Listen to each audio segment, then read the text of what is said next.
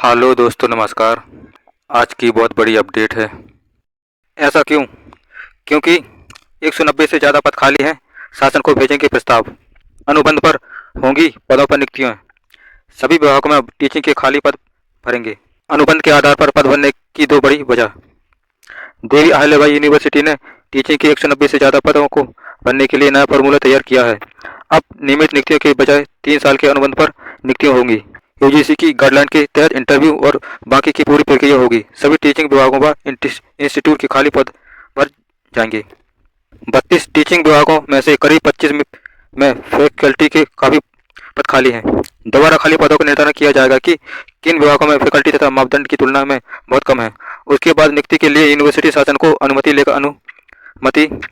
लेगी। फिर प्रक्रिया शुरू की जाएगी। तैयारी है कि 6 माह में यह सारी प्रक्रिया पूरी हो जाएगी। नियुक्ति प्रक्रिया वैसे ही होगी जैसे 92 बैकलॉग व नियमित पदों को भरने के लिए चल रही है। 13 पद भरे भी जा चुके हैं। इस बार सेल्फ फाइनेंस व नियमित दोनों तरह के पद अनुबंध से भरे जाएंगे। रजिस्ट्रार डॉक्टर अजय वर्मा के अनुसार 3 साल के अनुबंध के आधार पर पद भरेंगे। प्रस्ताव शासन को भेजेंगे। पहला, अगले साल अक्टूबर में नेक की टीम का निरीक्षण। अगले अक्टूबर में नेक की टीम का निरीक्षण होना है। यूनिवर्सिटी को ये डबल प्लस ग्रेड लाने की चुनौती है। पिछली बार अन्य वजहों से A+ से समझौता करना पड़ा था। अनुबंध से ही भर लिए तो डबल प्लस ग्रेड पक्की हो जाएगी। दूसरा, कई विभागों में लगातार घट रहे हैं एडमिशन।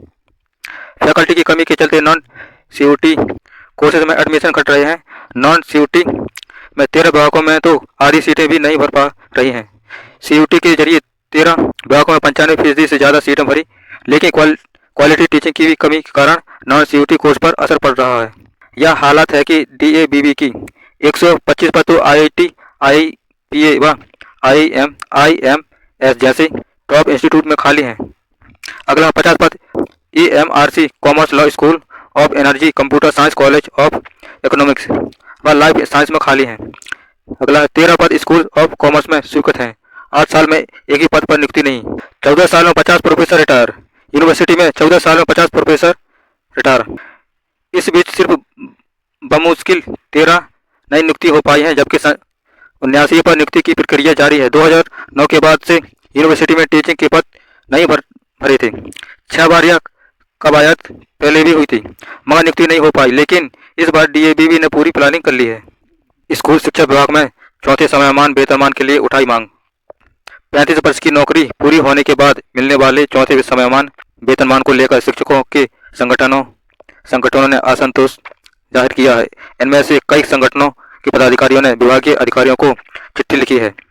मध्य प्रदेश शिक्षक कांग्रेस के प्रदेश अध्यक्ष सुभाष सक्सेना ने चिट्ठी में लिखा है कि प्रथम नियुक्ति दिनांक से 35 वर्ष की सर्विस पूरी करने पर 14 समयमान वेतनमान संबंधित शिक्षकों को मिलना चाहिए।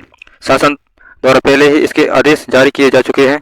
इसके बावजूद विभाग में इस पर कब तक अमल नहीं किया गया है। उच्च पदों का प्रभार देने और वरिष्ठता के मामले में गड़बड़ी करने के कारण लगता है यह प्रक्रिया कहीं अटक गई है। भोपाल सहित प्रदेश के सभी स्कूलों के उन शिक्षकों को 14 समयमान वेतनमान मिलना चाहिए जो 35 वर्ष की सर्विस पूरी करेंगे। शासकीय अध्यापकों संगठनों के कार्यकारी अध्यक्ष उपेंद्र कौशल का कहना है कि अध्यापक संपर्क में नहीं, शिक्षा संपर्क में शामिल किए गए हैं। शिक्षकों की वरिष्ठता को लेकर कोई विसंगति दूर होनी चाहिए। सरकारी और निजी स्कूली बच्चों का होगा ब्लड ग्रुप टेस्ट। स्कूल शिक्षा विभाग के डायस पोर्टल पर आएगा नर्सरी KG से लेकर 12वीं कक्षा तक के छात्र छात्राओं का हेल्थ डाटा। नर्सरी KG से लेकर 12वीं कक्षा तक के सरकारी और निजी स्कूली में बच्चों का ब्लड ग्रुप टेस्ट करवाना अब अनिवार्य होगा।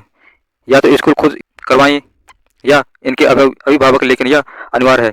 ऐसा इसलिए क्योंकि अब स्कूल शिक्षा विभाग के डायस पोर्टल पर बच्चों का हेल्थ डाटा जैसे उनका ब्लड ग्रुप, लंबाई और वजन जैसी प्रोफाइल भी ली जा रही है। स्कूलों को निर्देश दिए गए हैं कि वे इस साल डाटा को अपडेट करवाएं। स्कूल शिक्षा विभाग इस पहल से एक क्लिक में बच्चों के स्वास्थ्य से जुड़े आंकड़े भी सामने आ जाएंगे, जिसके उनकी फर्जी प्रोफाइल पर तो रोक लगेगी ही, साथ ही उनके स्वास्थ्य समस्याओं का निराकरण भी हो जा सकेगा। सभी स्कूलों के लिए यह अनिवार्य है और यह सारा डाटा ऑनलाइन भी किया जाएगा। डायल पोर्टल पर छात्र व अभिभावक का नाम, आधार, जन्म तिथि के अलावा उनके समग्र ID और अन्य जानकारी दर्ज की जाती है। अब पोर्टल पर ब्लड ग्रुप और लंबाई के साथ वजन का डाटा भी दर्ज करने का निर्देश स्कूल शिक्षा विभाग ने दिया है। विभाग के अनुसार स्कूली बच्चों के ब्लड ग्रुप, लंबाई और वजन ऑनलाइन करने से इमरजेंसी की स्थिति में इनके इलाज आदि में आसानी होगी। कई बार स्कूल या कहीं और आने जाने के दौरान होने वाली दुर्घटनाओं में बच्चों को अचानक ब्लड की जरूरत पड़ सकती है। क्योंकि ब्लड ग्रुप जांचने में काफ़ी समय लगता है, लेकिन अब डायस पोर्टल पर किसी भी छात्र छात्रा का आधार नंबर डालते ही उसका पूरी प्रोफाइल सामने आ जाएगी। इससे डॉक्टरों को उनका इलाज करने में आसानी होगी। डाटा अपडेट करने के लिए सभी स्कूलों के प्रिंसिपल को जिम्मेदारी दी गई। बच्चा कुपोषण का शिकार तो नहीं। बच्चों का वजन और लंबाई की जानकारी लेने से स्कूल शिक्षा विभाग को यह पता चलेगा कि उम्र के हिसाब से उनकी लंबाई और वजन सही है या नहीं।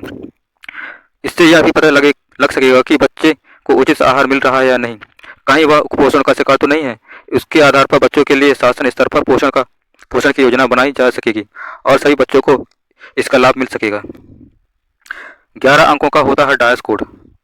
DISE unified district information system for education अंकों का कोड होता है। इसके पहले के 3 अंक प्रदेश और बाद के 3 अंक जिले की पहचान करते हैं।